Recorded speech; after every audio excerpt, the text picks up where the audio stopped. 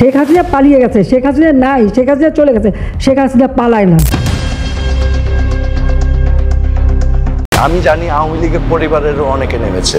বঙ্গবন্ধু নামে আমাদের মুক্তিযুদ্ধ হয়েছে, আমাদের স্বাধীনতা সংগ্রাম হয়েছে। আওয়ামী লীগের ভবিষ্যৎ নিশ্চিত করতে হলে বা রাজনীতিতে ফিরে আসতে হলে। এদিকে আওয়ামী লীগের হয়ে এবার 13 নভেম্বর সকাল সন্ধ্যা হরতালের ডাকে মাঠে নেমেছেন সোহেল তাজ। এই সোহেল তাজ মনে করেন এই আওয়ামী লীগের সারা দেশে হরতাল ডাকা ঠিক হয়েছে এবং সঠিক সিদ্ধান্ত নিয়েছে আওয়ামী লীগ। সেই সাথে এই অন্তর্বর্তীকালীন সরকার ডক্টর মোহাম্মদ ইউনূসকে দেশ থেকে চিরবিদায় করার দায়িত্ব নিয়েছে। এই সোহেল তাজ এমন কিছু ভিডিও এবার গণমাধ্যমে ছড়িয়ে ছিটিয়ে পড়েছে। আমি জানি আওয়ামী লীগের পরিবারেরও অনেকে নেমেছে।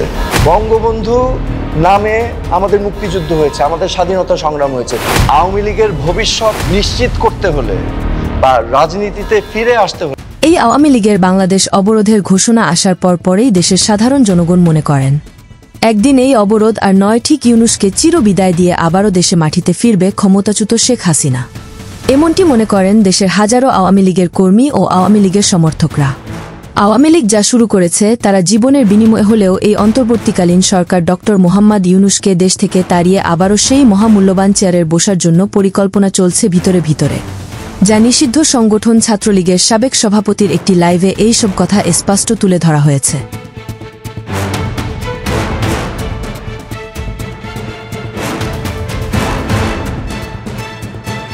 চলেন সেই কাঙ্ক্ষিত ভিডিওটি দেখে আসা যাক। সবাইকে শুভেচ্ছা। আজকে বাংলাদেশের জনগণের বুঝতে বাকি নেই, ট্রাইব্যুনালে বিচারের নামে এখানে আজকে রঙ্গমঞ্চ, সার্কাস এবং কমেডি অফ ইরর্স মঞ্চস্থ হচ্ছে। যুদ্ধাপরাধীদের বিচারের জন্য গঠিত ট্রাইব্যুনালকে আজকে ক্যাঙ্গারু কোর্টে পরিণত করা হয়েছে। এই বিচারিক ট্রাইব্যুনালের বেআইনি অনুমোদন দেওয়া হয়েছে অবৈধ কর্তৃপক্ষের মাধ্যমে। এটি সুস্পষ্ট, এটি স্রেফ যুদ্ধাপরাধীদের বিচার বাস্তবায়নের প্রতিশোধ। এবং বিচার করছে কারা? যারা ইন্ডেমনিটি দিয়েছে।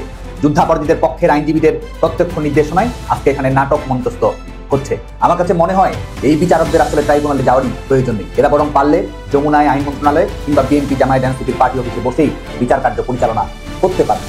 প্রিয় তরুণ প্রজন্ম, আপনারা ইতিমধ্যেই অবগত আছেন বিক্ষোভ মিছিল, মশাল মিছিল এবং লকডাউনের কর্মসূচি ঘোষিত হয়েছে আইনের শাসন, মানবাধিকার, ন্যায় বিচার এবং গণতন্ত্র পুনরুদ্ধারের জন্য। আপনারা যে যেখানে যে অবস্থায় আছেন সেখান থেকেই এই আন্দোলন কর্মসূচিকে সাফল্যমণ্ডিত করার চেষ্টা করবেন। দেশের নানান জায়গায় খেলা শুরু করেছেন আওয়ামী লীগ। তাতে এবার দেশের বিভিন্ন রাজনৈতিক বিশ্লেষকরা অনেক টকশোতে জানিয়েছেন যে আওয়ামী লীগ চাইলে এই ইউনূস কেন, ইউনূসের বাবাও 1 মিনিট মাঠে টিকতে পারবে না এই দেশের মাটিতে। কেননা তারা ছাত্রদের সাথে হাত মিলিয়ে দ্বিতীয় স্বাধীন দেশের কথা বলছে, কিন্তু দ্বিতীয় স্বাধীন দেশের নাম করে। ছাত্ররা ও ইউনূস যে ভিতরে ভিতরে টাকার পাহাড় করে ফেলেছে তা কি আপনারা জানেন? এই দেশে আওয়ামী লীগ যাওয়ার পর যা হয়েছে, মনে হচ্ছে এই দেশে কোনো সরকার নেই। কেন ইউনূস সরকার থেকেই কি আর না থেকেই কি দেশের মানুষ এই অন্তর্বর্তীকালীন সরকার ডক্টর মোহাম্মদ ইউনূসের এই 1 বছরের বেশি সরকার ছিল, কিন্তু কোনো উন্নতি দেখেনি এই দেশের সাধারণ খেটে খাওয়া মানুষ, যা সোশ্যাল মিডিয়ায় প্রবেশ করলে হর হামেশায় দেখা যাচ্ছে।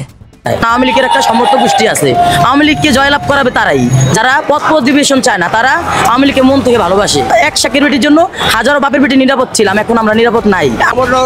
সরকার চলছে, আমি বলবো ইউনূস সরকারের ব্যর্থতা। পুলিশ ঠিকভাবে ভূমিকা পালন করে না। বর্তমান যে পরিস্থিতি, দেশের অবস্থা বেশি ভালো না। আমরা গরিব মানুষ, আমাদেরও নিরাপত্তা নাই। দেশের আইন শৃঙ্খলা তেমন উন্নত না। আব্বা 100 টাকা দাও, বলে কি করলি? বলে 200 টাকা দাও, বলে আগেটাই ভালো আছেন। কাগজ দোষারোপ করবো? দেশের তো এখন কেউই যেন নাই, কোনো মাথাই নাই। এখন দেশ চলতেছে হাওয়ার উপরে। একের পর এক ইউনূস সরকারকে নিয়ে বিতর্ক করছে এই দেশের খেটে খাওয়া সাধারণ আমজনতা। তো প্রাণপ্রিয় ভিউয়ার্স, আপনার কি মনে হয় এভাবে দেশের বিশৃঙ্খলা করে দেশের মাটিতে আবারও কি ফিরতে পারবে পতিত আওয়ামী লীগ? এই বিষয়ে আপনার মূল্যবান মতামত আমাদেরকে জানিয়ে দিতে ভুলবেন না।